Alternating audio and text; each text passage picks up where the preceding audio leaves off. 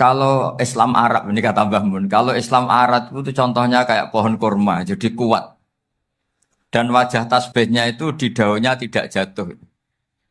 Tapi kalau Islam Indonesia kata Mbah Mun itu kayak padi, jadi ya agak doyong-doyong sedikit gitu. Jadi untuk menghadapi angin besar itu pilihannya dua, Anda kekar kayak kurma atau fleksibel kayak padi. Jadi ya doyong-doyong sithik gitu ya. Ada koruptor sowan, salam templeknya ya diterima gitu ya. Ada calon bupati cantik ya didukung. Pokoknya agak-agak doyong gitu. Tapi baru kayak doyong itu nggak bisa roboh karena fleksibel. Jadi kazar in akhraja syat'ahu. Jadi ada dua tamsil. Karena memang menghadapi orang fasik, orang dolim ini kita sebagai ulama itu ya kebingungan. Ini mungkin Ki Afif bisa bahul masail ini. Karena pertanyaannya gini, saya berkali-kali digojlok sama bapak saya. Berteman orang fasik hukumnya gimana? Pasti dijawab haram. Tapi kalau pertanyaannya dibalik, membina orang fasik hukumnya gimana? Baik. Dan bisa membina kalau berteman.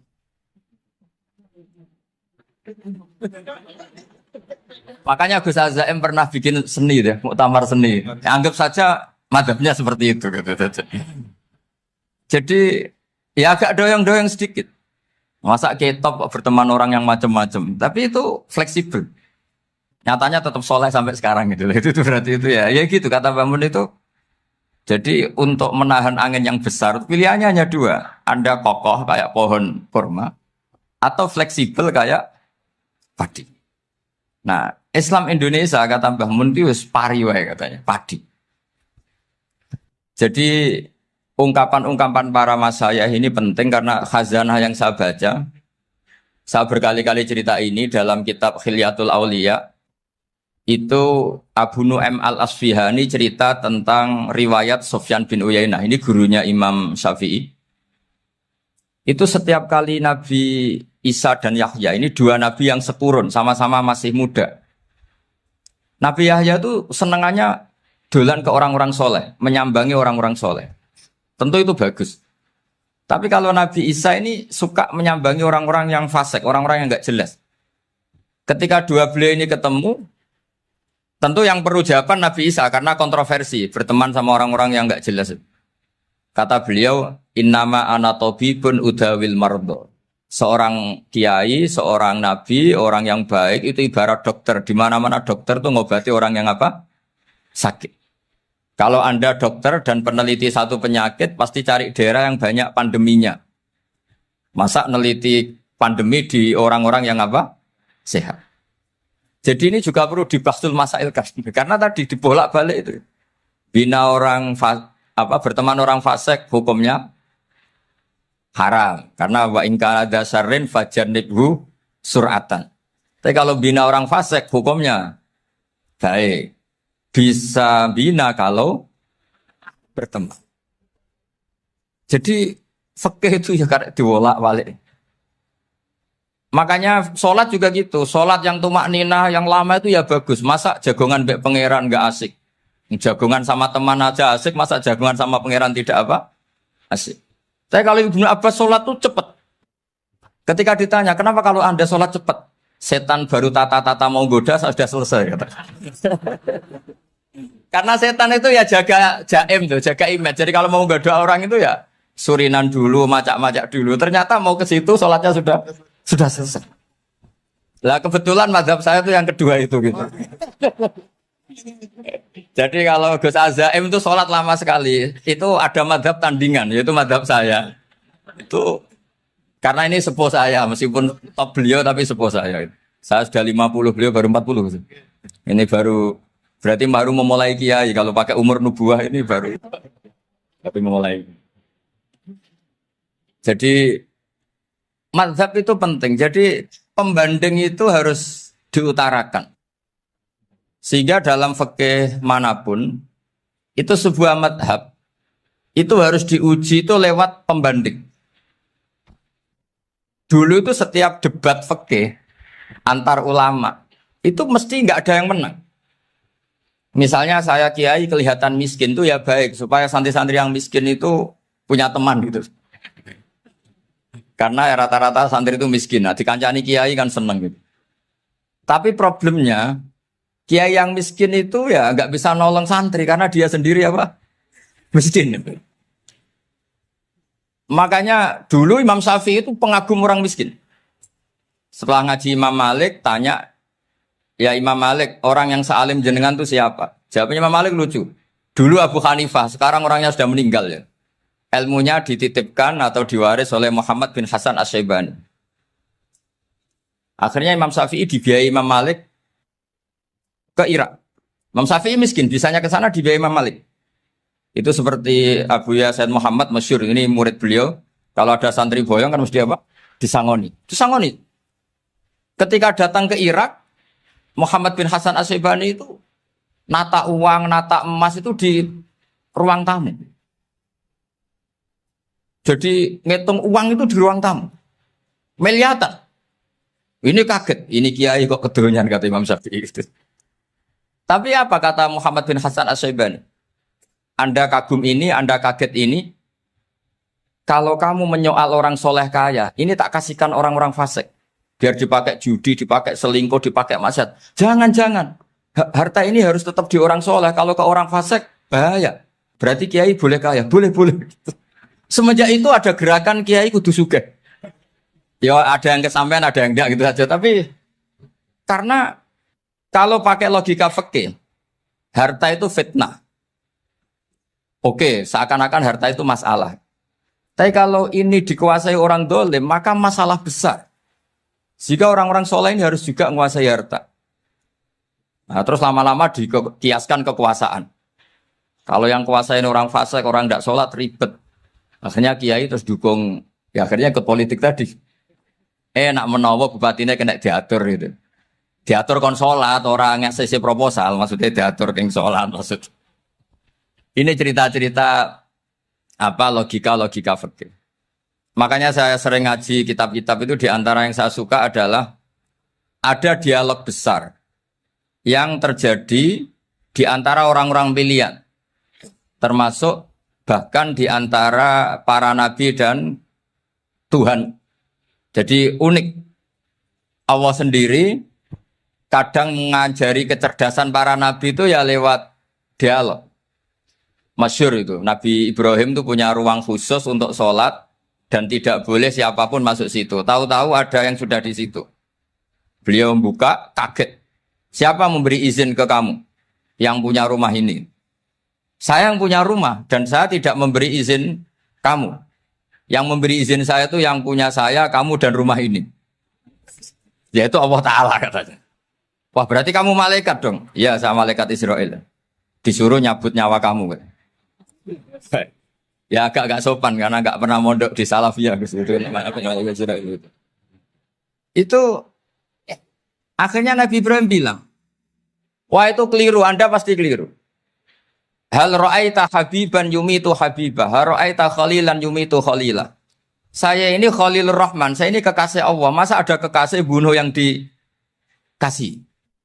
Itu Israel akhirnya ngaji, masuk akal juga.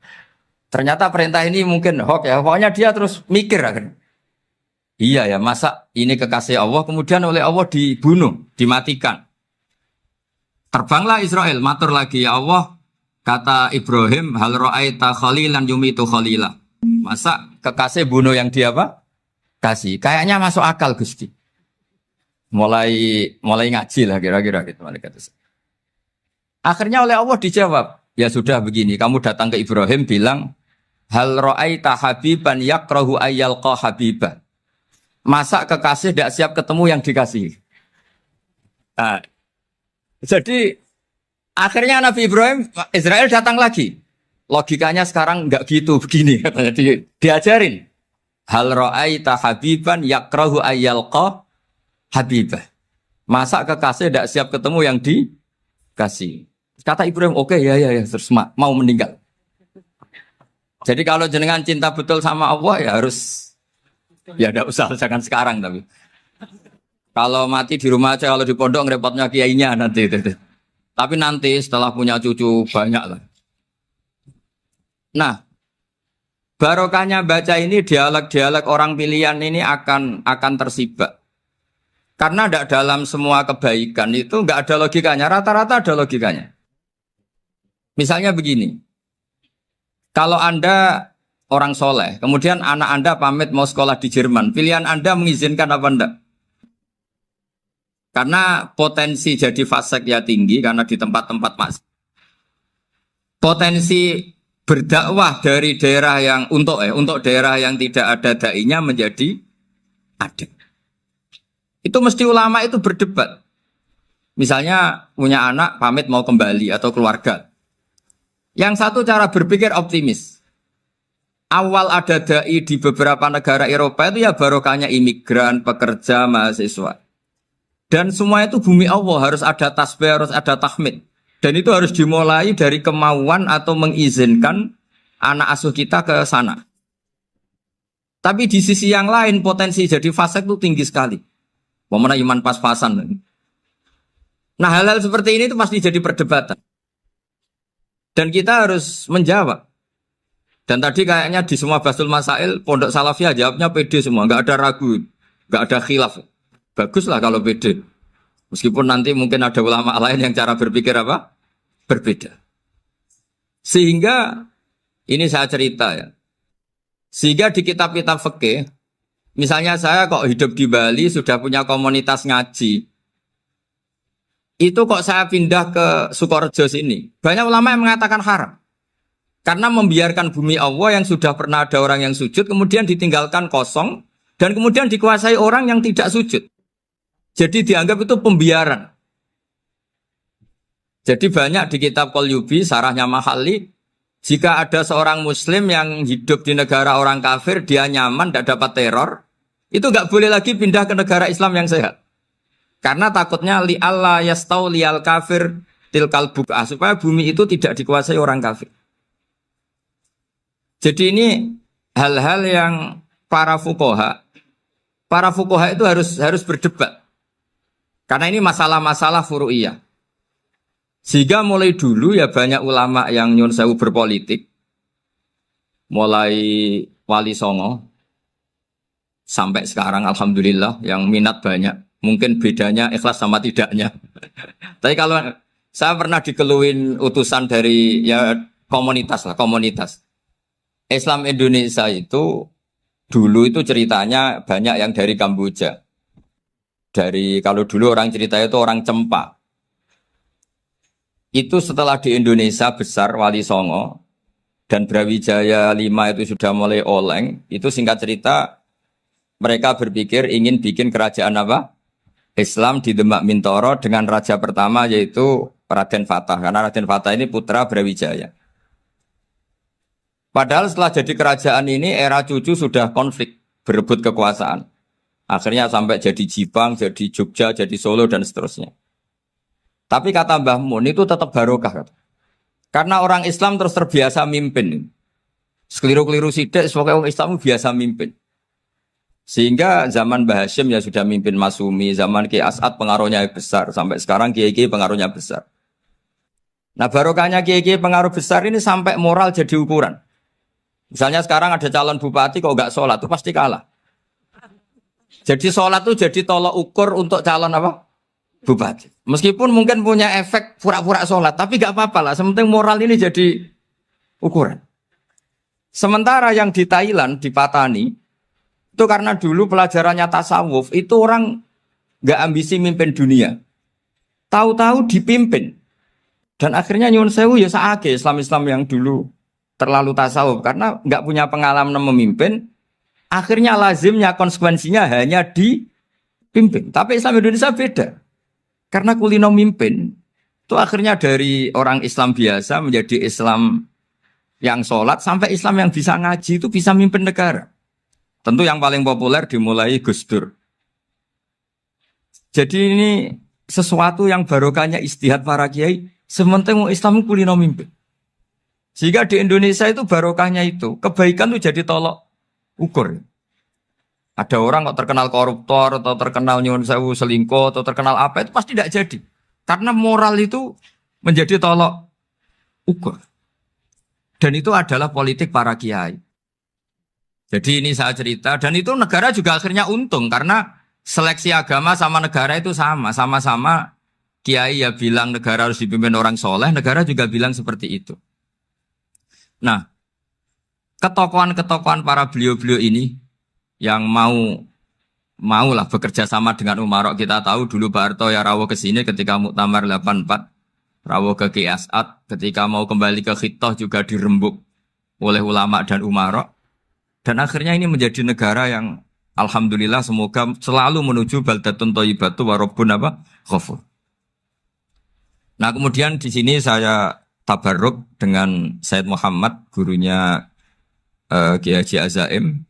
Saya mau cerita tentang amaliyah tadi. Saya sebetulnya nggak niat bacakan bab itu, gara-gara ada khataman jumlahnya banyak saya jadi pusing. Saya masih ingat ketika mbah saya kandung, bapaknya bapak, asmane Mbah Nur Syam. Itu wasiatnya minta dibacakan 4.000. Yang baca pas itu ya bapak sama anak-anaknya. Dan kemudian alhamdulillah zaman akhir itu mulai agak ngawur. Kalau ada acara itu wong liya kon maca anake mlebu metu gak melok maca. Itu keliru, saya jamin itu keliru. Saya sering kalau mimpin di rumah, kalau yasinan di tonggo-tonggo kok anake gak maca saya keluar. Bapakmu wong liya kon maca kata saya gitu. Jadi itu menurut saya itu yang jelas saya sampai ngisi begini. Yang ada riwayatnya itu idza mata ibnu adam min qata amaluhu illa min salasin shadaqatin jariyah au ilmin yuntafa'u bi awaladin sholihin yatullah. Itu ndak ada di hadis au kiyayin sholihin yatullah kata. Yang ada itu awaladin apa? Sholihin. Jadi anaknya harus ikut, kalau ndak ada usah kata. Akhirnya anaknya dawuh tinggi Gus nggih. Wah, akhirnya tak kei jagung paling akeh kula mendet sithik. Wong aku ora anake kok. Kadang-kadang enggak, orang lain baca buahnya, anaknya mau melebu metu mau enggak no tamu mbek rokokan. Itu harus ditobatkan itu. Keliru itu. Karena nasnya bukan awkiyayin solihin tapi awaladin solihin. Ini bukan provokator, ini memang iya harus seperti itu. Nah, terus tentang tadi la ilaha illallah yang didawahkan Gus Azaim. La ilaha illallah itu penting sekali, cuma saya mohon itu dielmoni lah. Jadi dulu kalimat ini menjadi spesial karena dielmoni, karena dimulai dari fa'lam annahu la ilaha illallah. Terusannya ayat tuh wastaghfir li dzambika walil mu'minina wal mu'minat.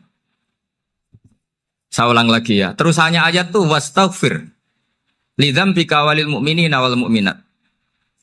Makanya menurut mazhab Sadili, kamu disuruh baca la ilaha illallah dulu, jangan istighfar dulu. Saya ulang lagi ya. Dalam mazhab Sadiliyah itu la ilaha illallah dulu, nggak boleh istighfar dulu. Alasannya masuk akal. Orang yang kafir 70 tahun, itu sekali baca la ilaha illallah itu langsung yughfar lahum ma qad salaf. Sehingga la ilaha illallah sendiri sudah punya kekuatan supaya dosa kita diampuni. Qul lil ladzina kafaru iyantahu yughfar lahum ma qad salaf. Cara menghentikan kekafiran gimana? Dia melafadzkan la ilaha illallah. Ini kalimat yang begitu saktinya sampai orang yang kafir puluhan tahun itu dosanya semuanya terhapus hanya karena melafadzkan la ilaha illallah. Nah, makanya kata Abdul Hasan Asadili wastaghfir li dzambika ay bihadil kalimah. Seseorang sah di istighfar itu kalau melafadzkan la ilaha illallah. Misalnya ada orang kafir mati kafir. Sah enggak anak cucunya mengistighfari dia? Tidak sah karena belum melafadzkan la ilaha illallah. Makanya kata Abu Hasan Asyadili wastaghfir li dzambika ay bihadil kalimah. Sehingga lafadz ini spesial betul. Tapi kadang-kadang beberapa mursyid cara berpikir lain. Ini kalimat thayyibah harus dibaca orang suci sehingga mendahulukan apa? Istighfar. Untuk supaya pas melafadzkan kalimat thayyibah sudah dalam keadaan apa? Suci. Itu juga masuk akal. Tapi secara meyakinkan saya sendiri lebih mengikuti manhajnya Abil Hasan Asyadili karena alasannya tadi. Yang kafir puluhan tahun saja langsung luntur dosanya karena melafadzkan la ilaha illallah. Artinya la ilaha illallah sendiri sudah bagian dari istighfar. Nah, ya tadi buktinya. Fa'lam annahu la ilaha illallah terus wastaghfir li dzambika walil mu'minina. Jadi orang sah diistighfari itu setelah dipastikan sah tauhidnya. Jadi setelah tauhidnya sah yaitu la ilaha illallah baru sah apa? Diistighfari. Sehingga orang kafir Saya ulang lagi, orang kafir yang mati kafir, anak cucunya tidak boleh apa? Tidak boleh menistighfar. Terus saran saya kedua, la ilaha illallah itu filosofinya itu nafyun li uluhiyati ghairillah wa isbatun li uluhiyatillah wahda. Filosofi la ilaha illallah itu gimana? Menafikan semua selain Allah itu tidak Tuhan dan hanya menuhankan Allah semata. Nah itu caranya gimana? Caranya kita harus terbiasa ini karena tadi saya dibilangin panitia ini rata-rata mustameknya atau mustamiatnya ini santri. Caranya gimana? Dilatih pakai logika. Saya berkali-kali cerita kalau ngaji, saya sekaligus kampanye. Allah itu Tuhan yang begitu fair. Untuk menjadi Tuhan, Allah mempersilahkan, ada kualifikasi Tuhan. Jadi boleh, dikompetisikan itu boleh, kata Allah. Gak apa-apa kamu ngaku Tuhan gitu, kata Allah. Tapi nak ngaku pangeran itu paling gak ya direputasi lah, ada verifikasinya. Dimulai dari apa? Ya kalau jadi Tuhan itu setidaknya bikin langit bumi lah, aturannya gitu. Jadi kalau daftar bupati ya daftarlah ke KPU. Masa tahu-tahu jadi apa? Tuhan kemudian tidak punya prestasi bikin langit bumi. Sehingga Allah itu cara ngendikan itu ya fair.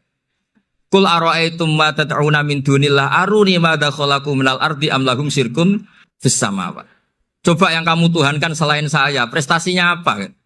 Ketika saya bikin bumi itu apa ikut bikin? Terus am lahum syirkun fis samawati. Kalau bikin langit, kalau nggak bisa ya urun lah gitu. Urun semen apa urun bego, pokoknya urun lah gitu. Urun ora, gawe bumi ora, ngerti-ngerti ngaku jadi pangeran. Kul hatu burhanakum. Jadi ya kan ya lucu kan, misalnya syarat kiai di Salafiyah kan keluarga Kiai As'ad, cucunya ngaji ngalim. Orang keluarga Kiai As'ad terus muni, aku kiai utama di Salafiyah. Oh mesti di penjara ya. Lah yo gak gawe langit bumi, gak ada prestasi terus ngaku sebagai apa? Tuhan. Sehingga fair. Makanya saya berkali-kali cerita. Jubair bin Mut'im itu punya anak namanya Muhammad. Ini sudah orang alim, Muhammad bin Jubair bin Mut'im. Itu cerita awala islami abihi. Mut'im itu orang pinter sekali. Saking pinternya dia jadi delegasinya orang Quraisy datang ke Rasulullah sebagai negosiator untuk membebaskan Asra Badrin. Tawanan perang apa? Badar. Yang namanya disuruh itu pasti orang pinter. Tapi apa yang terjadi ketika nginep di masjid? Karena zaman itu gak ada hotel. Nanti jadi geger. Orang musyrik nginep di masjid hukumnya gimana? Bahsul masail tok. Zaman itu mau tidak mau. Kalau sekarang kan ada hotel, kiai juga punya wisma. Apa yang terjadi? Orang ini cerdas sekali. Dan delalah Nabi pas sholat maghrib itu baca wattur wa kitabim mastur sampai am khalaqus samawati wal ard. Ya kalau kamu jadi Tuhan ya setidaknya menciptakan langit bumi lah. Namanya jadi Tuhan ya ada persyaratan kan. Paling tidak punya reputasi menciptakan langit bumi. Atau kalau jadi Tuhan setidaknya reputasinya itu enggak diciptakan yang lain. Am khuliqu min ghairi syai'in. Ini jadi Tuhan kok punya bapak, punya ibu. Ini jadi Tuhan kok lahirnya di bumi.